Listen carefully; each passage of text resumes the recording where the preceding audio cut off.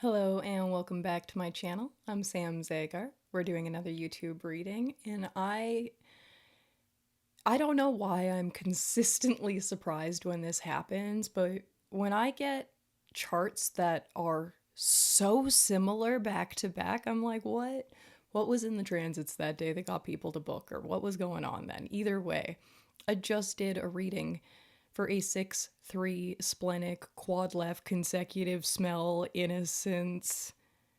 The difference with this one is the last one had the channel of surrender, so it had an ego. I had a motor before, whereas with this one, I don't have any motors. Okay, well, let's see. Maybe the intake forms are different, though. What are the questions? And, well, let's at least show you the chart. Are you having a problem you need help with? I feel I'm still recovering from not living as a projector for so long. It's been less than 3 years of my experiment. Okay, so this person's 48 years old. They've been in their experiment since they were 45. They're recovering from living 45 years not as a projector. Okay. What's your biggest question? What jumps out at you? Always so many things. So funny, I started the reading by being like, okay, so the last person. Y'all got a lot in common. What else are you curious about? 4 transformations. Okay. But we have a problem for this person with the 4 transformations. They gave me 5 a.m. as a birth time. Just like 5 a.m. Guaranteed that's not their birth time. It could be 4:58 and it could be 5:03, but it's probably not actually 5. And when things change, what are we looking at here? So I have 2 third tones. The environment and the view perspective both have third tones. Both of those third tones could change. And if they became 4th tones, that would create rightness in this person. Just for fun, I'm going to jump their birth time ahead by 10 minutes to see if anything changes. Let's see. Can we give them an actual proper quad left variable reading? We stayed left within 10 minutes. Okay, I'm going to do it. If any of this is wrong, it's not my fault. It's the birth time's fault. Okay, so as soon as I look over at the brain, I've got a left and active brain, first color, first tone, active brain, consecutive determination, smell cognition. But it's in a third line body, just like the last person's was. But I've got gate 43 and 23 as the design sun and earth. 43 and 23 are fascinating. There's a couple of channels in the body graph where like the whole channel shows up very frequently because they're opposite each other in the wheel. 4323 is one of them. I believe 4037 is another one, and 2034. So community, charisma, and structuring. You get these a lot as like sun-earth combinations or north node, south node combinations. Okay, so I've got a structuring active brain. That's the other thing I'm pointing out here. Like, the first color, first tone belong to gate 23.3. They also belong to gate 43.3, which means that I have an entire channel of structuring with a third line attached to it. So there's a trial and error process for whether or not they're going to express their freak to genius insights, their mutative individual insights. Unconscious, mutative, individual. I've got highly individual and trial and error. I have a brain that is, like, it's one thing to talk about the brain. It's another thing to talk about the head and ajna.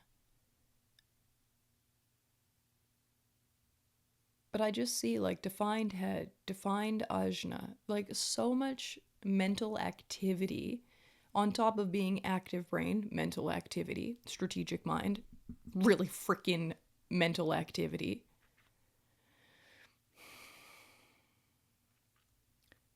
if I have that much mental activity, how does this person not be convinced that they're a mental projector? The channel of abstraction is conscious. Where is it? 47, 64. All right, we're dealing with, at least it's not like,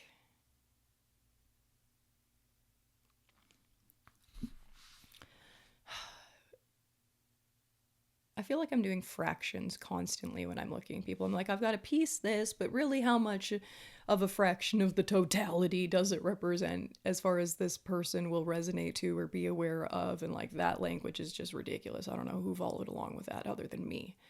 But channel of abstraction is consciously defined for this person, which means they're like, I know I have that. I think about this. I know. When you describe channel of abstraction for this person, they're like, yeah, that's me.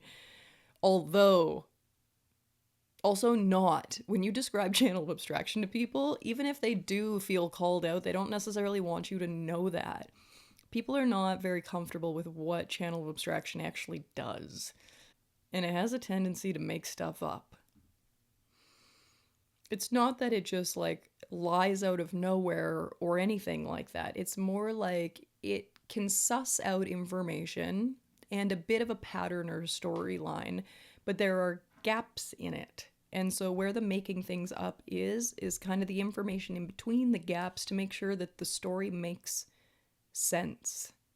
This is the person who might, it's not about fantasizing, it's more almost like hypothesizing. And hypothesizing is kind of like, it's very like traditional sciencey, which almost makes it feel more of a logic channel, the opposite mental channel. But this is abstraction. It's like, hypothesizing is kind of my way of saying like guessing. Like abstraction will guess at what the right answer is, and they're like, well, if it makes sense, it's believable. Like it's they're filling, Raw calls this one out in the textbooks as like, if you get someone with the channel of abstraction to write a history textbook, they will fill in the gaps of history with what they think was the most likely scenario or the most likely truth. When this is the conscious channel for somebody, but it's being defined by planets that aren't that significant. Like it's not the Earth, it's not the sun, it's not North Node, South Node stuff. Like these are not that significant. So the part of this person that they're aware of is not that significant of a part of them. It's kind of like I'm saying this person is probably giving a lot of attention and credit to aspects of themselves that don't necessarily deserve it or haven't necessarily earned it. And my bigger concern here is that the spleen's in charge, right? The spleen is supposed to be in charge. Oh, here's the primary difference between this chart and the last one. The last one was a triple split. This is a single def.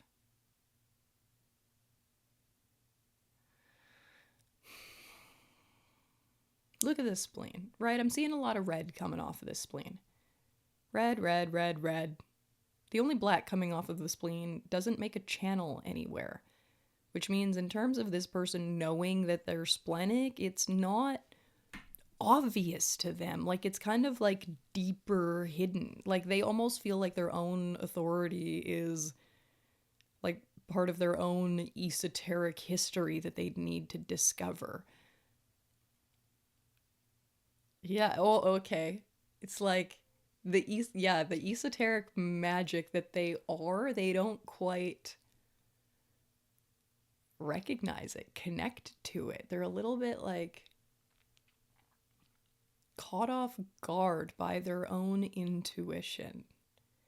Why are you caught off guard by your own intuition? Look at me just rambling on, and I haven't even really looked that much at the 4 transformations because I can't stay in one spot. Everything is holistic. I'm always moving around.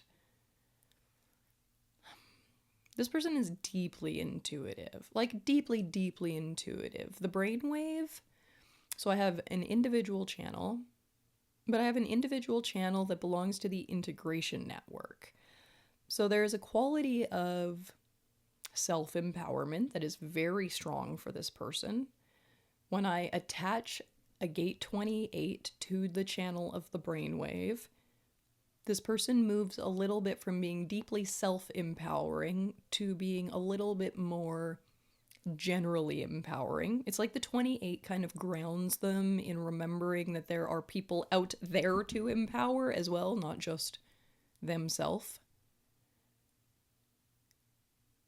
And again, when I'm saying this, like, I only expect this to partially resonate with this person because the individual aspects of them are unconscious. Structuring is unconscious. Brainwave is unconscious.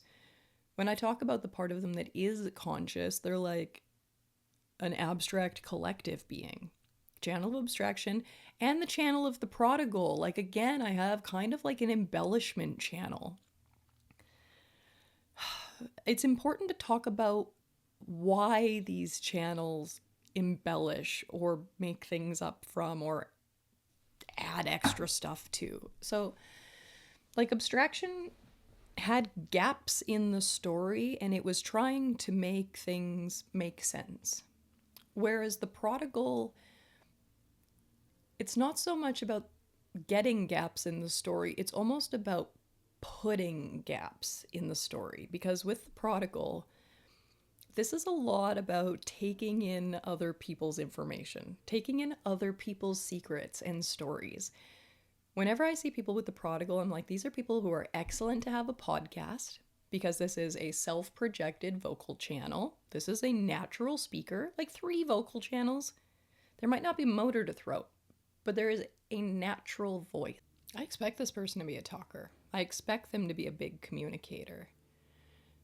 But I don't expect them to give things out the same way they went in because prodigal has an awareness of privacy. So when prodigal, I don't want to say lies, that just has like such a negative thing to it. But when, I'm going to go biblical actually for a second. Think about Sunday school. Think about like parables, and I'm not even good with my Bible words here, but like, what's the story that's got a lesson in it? That's what this channel does. There's a lot of oral tradition. There's a lot of like, you don't say like, Susie down the road's not getting along with her partner. You say like, there once was a couple and these were their problems, you know, like you take something that was deeply personal for someone else, mostly for someone else, it could be your own stuff, but it's probably somebody else's stuff, and you bring it back out into the world as a lesson that still respects the privacy of the original person. So, you know, if Susie hears your podcast and you're like, there once was a couple who had problems, and Susie listens to this and she's like, that's definitely my relationship she's talking about. Susie's not going to call you up and be like, you lied. Susie's going to be like, hey man, thanks for not using my real name. I appreciate that. I have a storyteller here. Okay. I like this. I like where this is going for a projector. Because I don't have a doer, right? There's no doing here. There's no motor here. But there's a frick ton of talking. But not motor mouthing. There's a lot of sharing. And there's empowering. There's a lot of self-empowering. But there is general other empowerment. You share and empower. You share and empower. The question is, are you well compensated for it? This is a hard one to be compensated for.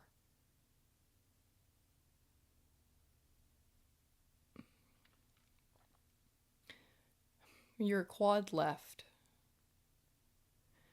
Busy brain, busy mind, busy body, hyper focus. It's so interesting to be like, you're not a worker, you're not a doer, you don't have any motors. But then when I look at this quad left, I'm like, yeah, and you're probably still finding it hard to believe that you're technically a non-energy type. It's so funny because quad left's like, we're non-energy. There's nothing energy type about being quad left. But quad left is still an energetic pain in the butt. Like, or quad left has nothing to do with being like a generative energy type or manifesting energy type or anything like that. But quad left is a busy body,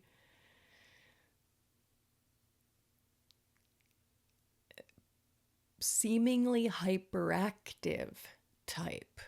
Not energy type, but seemingly hyperactive. If you have a quad right, you're more likely to get a diagnosis for ADD, attention deficit disorder.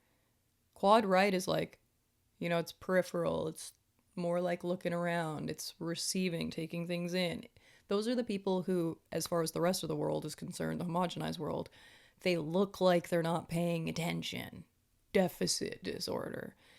Whereas quad left is like, it's a little too on it, We're a little too hyperactive because busy brains, busy bodies, and our hyper focus, even there, hyper focus. We get kind of fixated on certain things. We almost kind of get almost like stuck in our own little tornadoes sometimes. You take a quad left, splenic person, consecutive, smell, markets internal. I bet this person is very organized.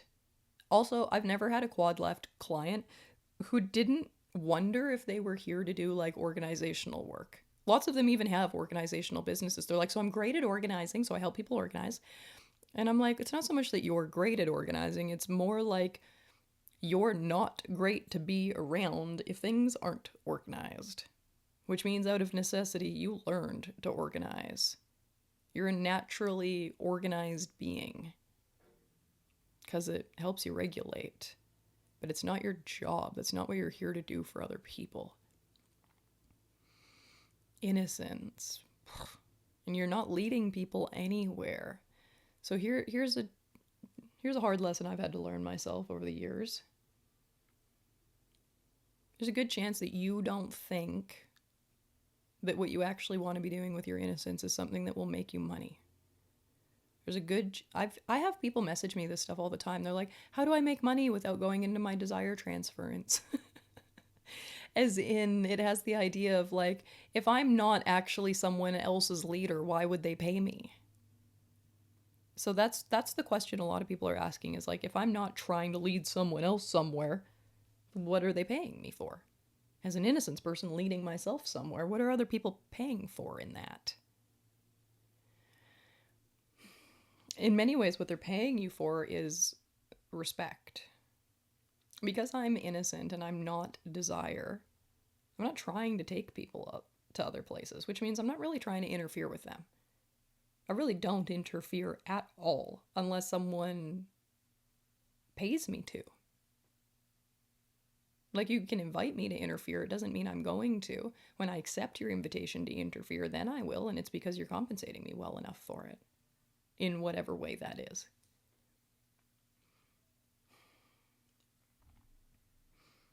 You're working from home. You're eating simply.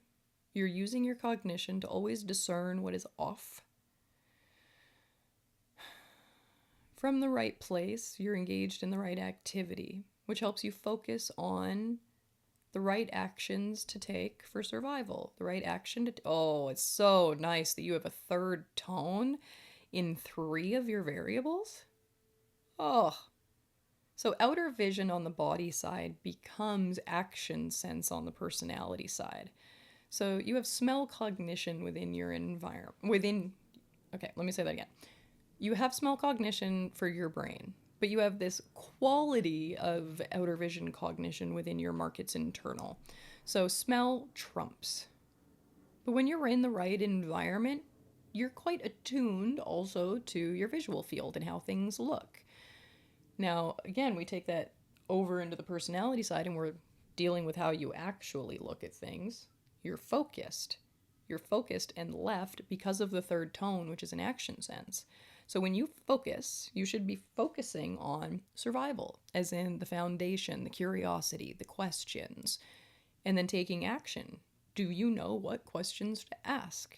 What is your focus showing you, and what questions are there to ask? And then, what kind of action is there to take on your innocence? Now, this is interesting because for me, I'm a 3-6 profile. So I'm a third line profile with a sixth color motivation, like you, and then a third tone, like you. So I'm the martyr with innocence and action. You're the role model with innocence and action. So I have my trial and error process, which I'm innocent in. But you have your role model process, which you're innocent in. Which means you have like a double detached, double aloof personality. As in, watch, do your own thing, watch, do your own thing, watch, do your own thing, and then go do your own thing. Take the appropriate action. Or provide the awareness on the appropriate action. Because that might be what you're supposed to do as outer authority. If someone's hiring you for your strategic mind and your innocence and your action sense, they might just be looking for the outer authority.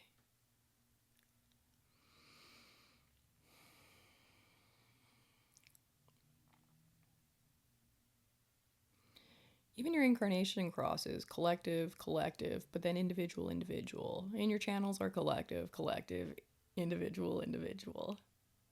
What is your 5? You got a 5.2. Ritual. What kind of rituals keep you? What's your flow? What's your routine?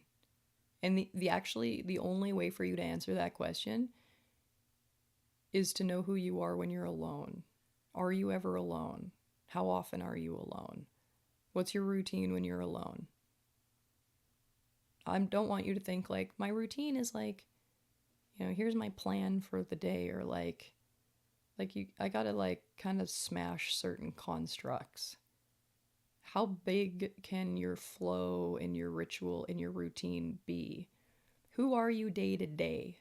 Who are you week to week? Who are you month to month? Who are you season to season? Who are you year to year? What is cyclical about you? What is renewable?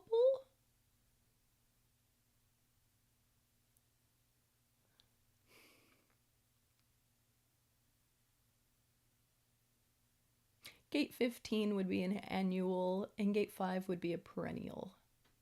If you're a flower that comes back every year, how do you come back? What is the routine? It's not like, I like a coffee at whatever, or like, it's like, no.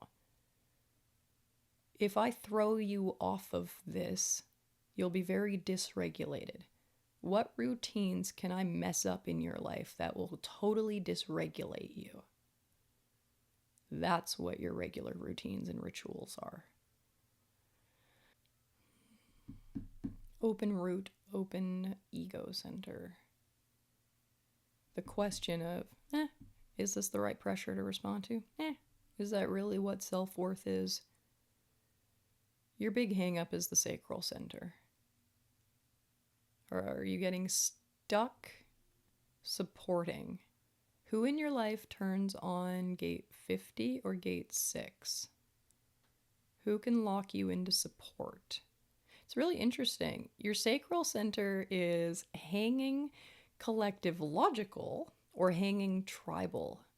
And that's the opposite of what your channels in actual definition are. So the undefined center that's the most likely to mess you up is also going to do it through circuitry that you don't have that much experience with.